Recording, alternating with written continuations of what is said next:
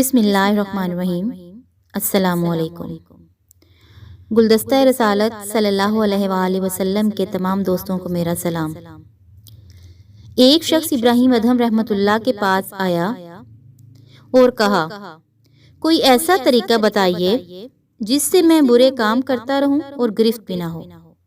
حضرت ابراہیم رحمۃ اللہ علیہ نے فرمایا، تم ان 5 باتوں پر عمل کر لو، پھر جو چاہے کرو، تجھے کوئی گرفت نہ ہوگی۔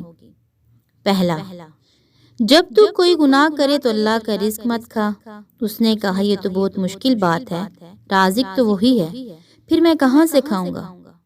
ابراہیم رحمۃ اللہ نے فرمایا، تو یہ کب مناسب ہے کہ تو جس کا رزق کھائے پھر اسی کی نافرمانی کرے؟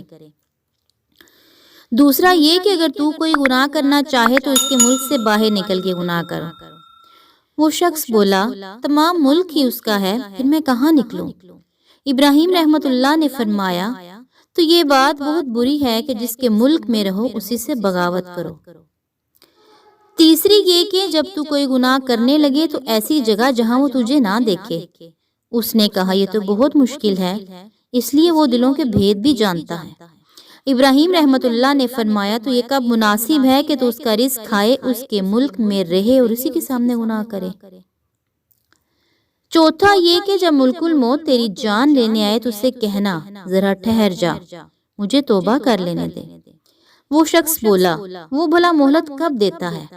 ابراہیم رحمۃ اللہ نے فرمایا، تو یہ مناسب ہے کہ اس کے آنے سے پہلے ہی توبہ کر لے، اس وقت کو غنیمت سمجھ۔ پانچواں یہ کہ قیامت کے دن جب حکم ہو کہ اسے دوزخ میں لے جاؤ تو کہنا، میں نہیں جاتا۔ اس نے کہا، وہ تو زبردستی بھی لے جائیں گے۔